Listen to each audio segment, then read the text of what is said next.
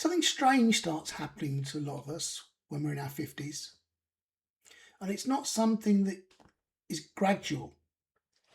For many of us, it arrives pretty much overnight. You wake up one morning to go to work just like you always have, but you realise something's changed inside you. You're mentally done, not just tired and not bored for the day or not just needing a holiday. You're genuinely mentally finished with the whole thing. The meetings, the emails, the problems that just never seem to end. The sense that you're giving away years of your life. And once that feeling arrives, it can be pretty, well, near on impossible, I think, to ignore. But here's the problem. That moment, the moment you realise you're mentally done, is also one of the most dangerous moments for you financially. Because that's when people start making big decisions. I mean, very big decisions. So I think a lot of people in their 50s experience this shift. I know I have. You suddenly become far more aware, really, of time. Because when you're in your 30s and 40s, retirement just seems like it's way off in the distance. But when you're in your 50s, things change.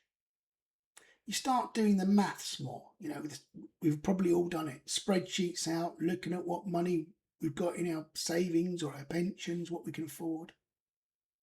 Then you start thinking, how many more years have I got left doing this? Is it 10 years? Maybe 15 years? And suddenly all you can think of is a lot of mornings waking up to something you just no longer enjoy.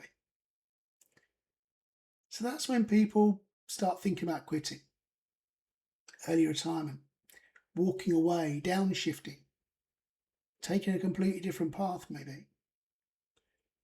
And honestly, those thoughts, they're completely understandable.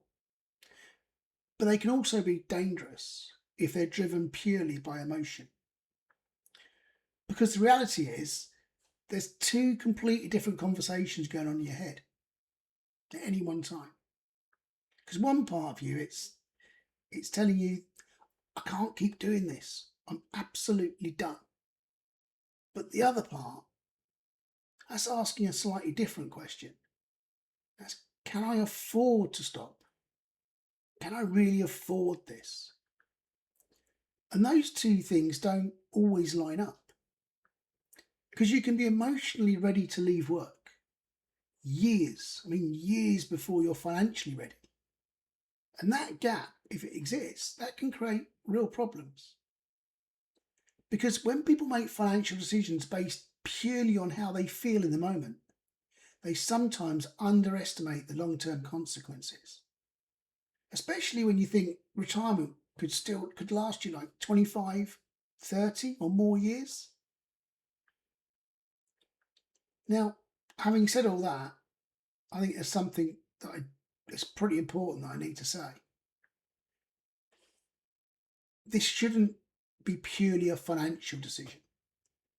Because if work is genuinely damaging your health, be that mentally or physically, well, that changes everything. Because if the stress is affecting you and how you sleep, if it's affecting your relationships or it's making you miserable every single day, then that matters a lot. Because while money is important, your health is far more important. Because you can rebuild finances, you can earn more money. I know that's not easy, but you can go out and earn more money. Or you can adjust your lifestyle, but you can never buy more time.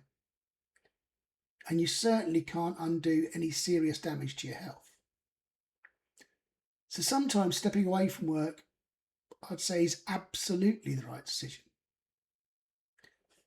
The real challenge, I think, is figuring out whether you're reacting to temporary burnout or whether you've reached a point where something genuinely does need to change. Because where things get dangerous is when people assume the only solution is to stop working completely. Because sometimes the problem isn't work itself. It's more the environment, the stress, the lack of control, the endless pressure. So, yeah, sometimes the answer isn't retirement. Sometimes the answer is change. Maybe a different role, less responsibility, more flexibility.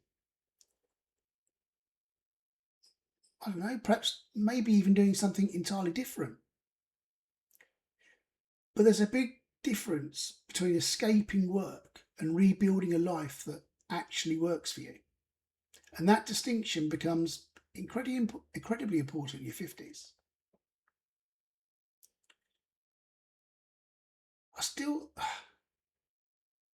I guess most people, maybe I could be wrong, but I believe most people don't hate work itself. What they hate more is how work makes them feel. The stress of work, the lack of autonomy, the feeling that someone else controls your time. And that's often, I think, what people are trying to escape.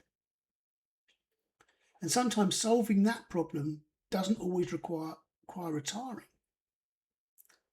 It requires changing the way you work. So maybe the real question isn't, should I retire early? Maybe the real question is, what would make my life, what would my life actually look like if I did retire? Because leaving work doesn't automatically solve everything. It solves some problems. I'm sure it solves a lot of problems. But it can create new ones, like financial pressure, loss of structure for some people, loss of identity for some. And that's why these decisions deserve careful thought rather than emotional reactions. And I think many of us will likely reach that moment at some point. And for some of us, we probably already have. You know, that moment when we feel mentally done with work. And when that does happen, it's tempting to think the only solution is to escape. Sometimes the better solution is to probably pause. Think carefully. Look at the numbers. Look at your health. Look at your life as a whole.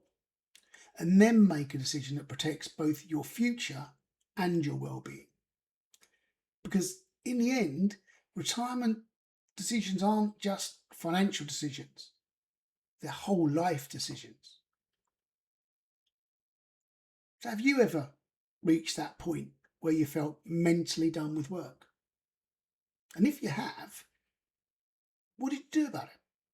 Did you push through it? Maybe change direction? Or did you step away completely? Let me know in the comments. I'll be interested to know.